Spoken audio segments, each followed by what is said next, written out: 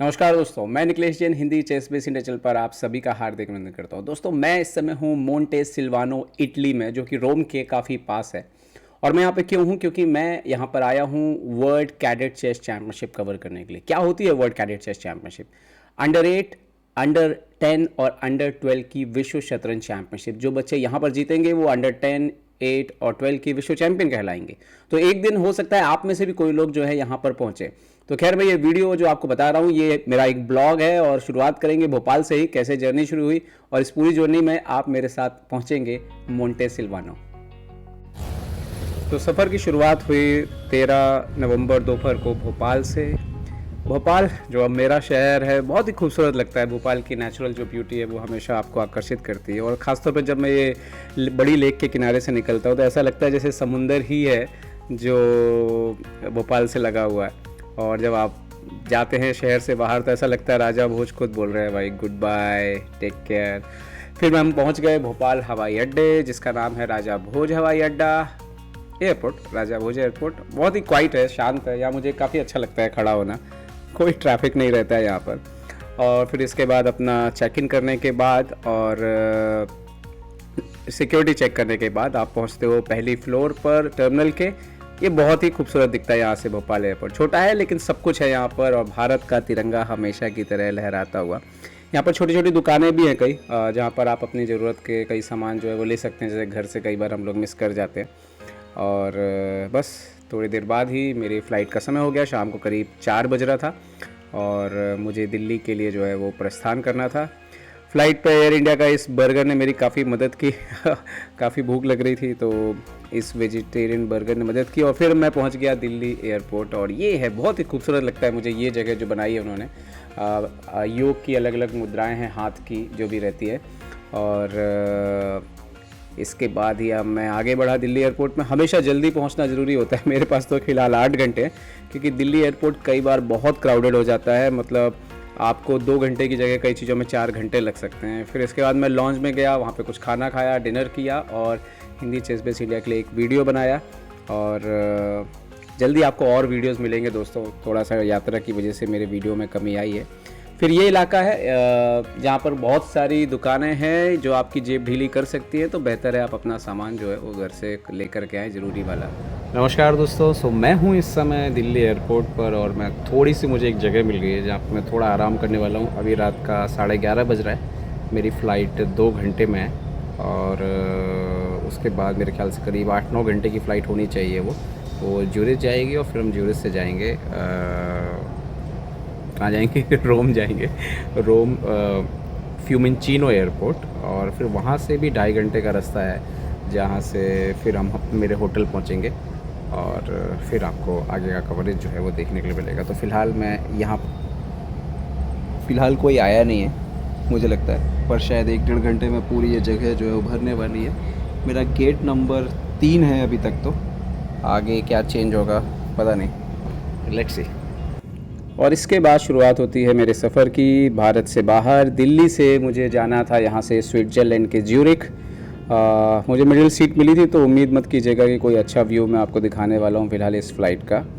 तो खैर 8 घंटे की फ़्लाइट थी तो पूरे टाइम तो सोया नहीं जा सकता, तो मैंने खाना खाया और उसके बाद मुझे मिल गई ये बेहतरीन मूवी देखने के लिए। थोड़ा सोया भी मैं, करीब 4 घंटे करीब मैंने सोया भी। और लंबी फ़्लाइट थी बट कंफर्टेबल थी। स्विस एयर की ये फ़्लाइट थी और मैं फिर पहुंच गया स्विट्ज़रलैंड के ज्यूरिख। यहाँ पे मुझे ट्रेन से जो है वो जाना था अपना दूसरे टर्मिनल पे जहाँ से मेरी फ़्लाइट थी। नवंबर महीना ही जो है आप देखेंगे अगर यूरोप में, तो क्रिसमस की तैयारियां शुरू हो जाती हैं। आपको जगह जगह, जैसे हमारे यहाँ दिवाली होती है वैसी झालर दिखेगी, आपको क्रिसमस ट्रीज़ मिलेंगे। तो जब मैं पहुँचा ज्यूरिख तो सुबह तो हो गई थी 6 बजे, लेकिन सूर्योदय नहीं हुआ था।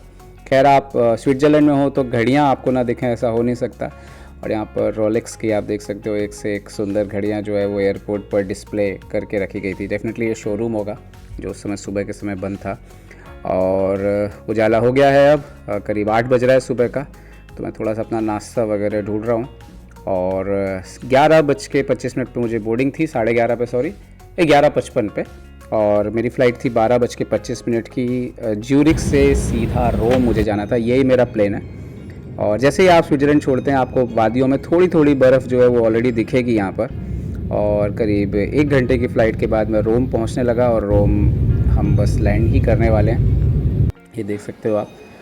और एयरपोर्ट पर ऑलरेडी आपको दिखेंगे शतरंज के बोर्ड वगैरह रखे हुए हैं बड़े बड़े विशाल, क्योंकि वर्ल्ड चैम्पियनशिप है, 80 देशों के खिलाड़ी यहाँ पहुँचे हैं। मैं फ़िलहाल अपने लगेज का इंतज़ार कर रहा हूँ, अभी तक आया नहीं है, काफ़ी टाइम हो गया है, 20-25 मिनट, क्योंकि लगेज के बिना तो कोई काम नहीं हो सकता। ये सबसे ज़रूरी वाला हिस्सा रहता है जब आप बाहर जाते हैं। फाइनली खैर मेरा लगेज आ गया है और अब मुझे ढूंढना है ऑफिशियल डेस्क फीडे का, जहाँ से हमें होटल तक ले जाया जाएगा। और मेरे ख्याल से मिल गई है हमें यहाँ पर डेस्क, और यहाँ पर बात करेंगे। So here Martina is here. Martina, Hi, how are you? I'm good. How are you? So everything is good here. Okay, so you are taking care of the people who are arriving here. Yes.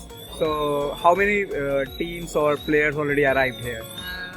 I think already 100, at least 100 federations arrived. So we took care of them and we put them on the buses. और फिर हमें लेने आई ये double decker bus, और इस बस से हम जाने वाले थे होटल, जो कि बहुत पास नहीं है। फिलहाल हम रोम में हैं और रोम से मोंटे सिल्वानो जो है वो 250 किलोमीटर पर है। हालांकि जो यहाँ की सड़कें हैं उसके हिसाब से 250 किलोमीटर 2.5 या 3 घंटे से ज़्यादा नहीं होना चाहिए, लेकिन हमें ड्राइवर ने भी बताया है कि ये ट्रैफिक का टाइम हो सकता है, क्योंकि शाम को दोपहर को 3:30-4 बज रहे हैं, तो जब तक हम ऑन द वे होंगे ट्रैफिक की वजह से थोड़ा देरी हो सकती है। देखते हैं, खैर जब तक हम वहाँ पहुँचेंगे तब तक रात हो जाएगी। और ये रोम का आधुनिक शहर आप कह सकते हैं, जो पुराना शहर है वो अलग है। और खैर हम यहाँ पर करीब 4 घंटे बाद पहुँचे हैं मोंटे सिल्वानो अपनी होटल, और सेरेना मैजेस्टिक ये होटल का नाम है। 7th फ्लोर पर मैं हूँ और ये है मेरा कमरा। बहुत बड़ा नहीं है, लेकिन इतना बहुत है कि आप काम कर सकते हैं, आराम से सो सकते हैं, और आपको चाहिए ही क्या यहाँ पर।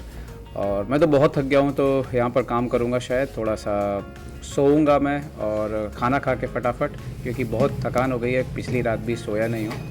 तो ये है मेरा रूम और ये हूँ मैं, और लेट्स सी कैसा रहता है यहाँ पे आगे का सफ़र।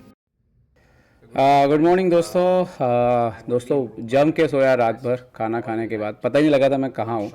अभी मुझे ऑर्गेनाइज़र का मैसेज आया कि मुझे अपना कमरा जो है वो चेंज करना है, लेकिन उससे पहले आपको दिखाना चाहता हूँ कि मैं कहाँ हूँ। मैं ये जगह छोड़ के दूसरी जगह जाने वाला हूँ। मेरे ख्याल से सारे होटल आसपास ही हैं, तो वहाँ से भी नज़ारा शायद ऐसा ही होगा, लेकिन फ़िलहाल मैं आपको दिखाता हूँ ये जगह छोड़ने के पहले कि मैं किस जगह पर हूँ फ़िलहाल। तो आइए देखना चाहोगे आप लोग, और चलिए मैं आपको दिखाता हूँ यहाँ पर कि कितना शानदार नज़ारा है मेरे कमरे के बाहर।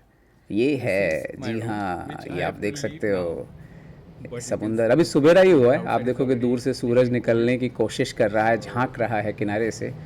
और किसी कवि की पंक्तियाँ तो याद नहीं आ रही हैं, लेकिन बहुत ही सुंदर नज़ारा है ये है सेरेना मैजेस्टिक होटल। और यहाँ पे ना सारे होटल आजू बाजू ही हैं जहाँ पे मुझे जाना भी है। सो ये जाने के पहले मुझे लगा कि ये नज़ारा जो है मैं आप लोगों को दिखा देता हूँ। तो दोस्तों बने रहिएगा मेरे साथ इस टूर में, और भी वीडियोस जो है मैं ज़्यादा से ज़्यादा वीडियोस जो है वो लेकर के यहाँ पर आने वाला हूँ।